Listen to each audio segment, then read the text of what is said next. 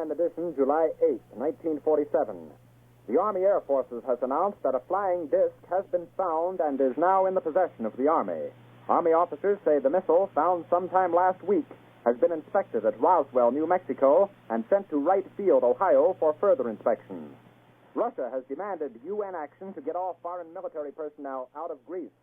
Southern soft coal operators have not yet reached agreement with John L. Lewis, but the rest of the soft coal industry has resumed production. The House of Representatives has passed the tax reduction bill by more than the two-thirds which would be required to override a veto.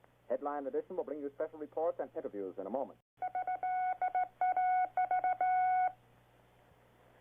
The American Broadcasting Company and affiliated stations present Headline Edition with Taylor Grant. From all over the world, wherever the day's headlines are made, Headline Edition brings you accurate, timely reports on the news behind those headlines, plus informative in-person interviews with the men and women who made the headlines today.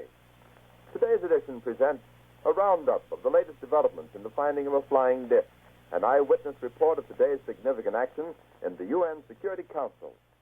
Ohio Congressman Thomas A. Jenkins, commenting on today's House action on tax legislation. A special report on the status of soft coal negotiations. And the details of today's All-Star baseball game reported from Chicago. Stay in step with history in the making. Stay tuned to Headline Edition. And now, here's Taylor Grant. Late this afternoon, a bulletin from New Mexico suggested that the widely publicized mystery of the flying saucers may soon be solved.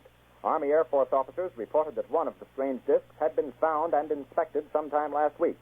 Our correspondents in Los Angeles and Chicago have been in contact with Army officials endeavoring to obtain all possible late information.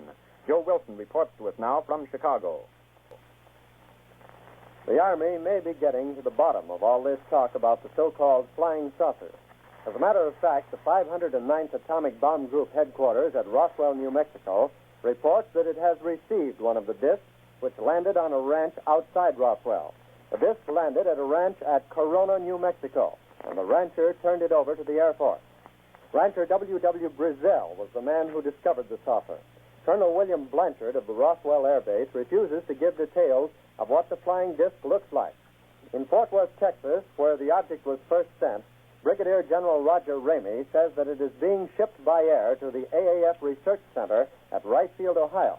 A few moments ago, I talked to officials at Wright Field, and they declared that they expect the so-called flying saucer to be delivered there, but that it hasn't arrived as yet.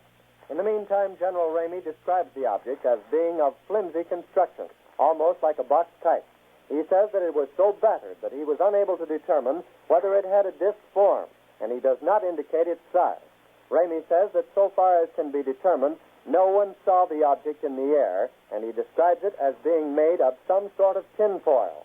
Other Army officials say that further information indicates that the object had a diameter of about 20 to 25 feet, and that nothing in the apparent construction indicated any capacity for speed, and that there was no evidence of a power plant. The disc also appeared too flimsy to carry a man. Now, back to Taylor Grant in New York. There was important activity within the UN Security Council today.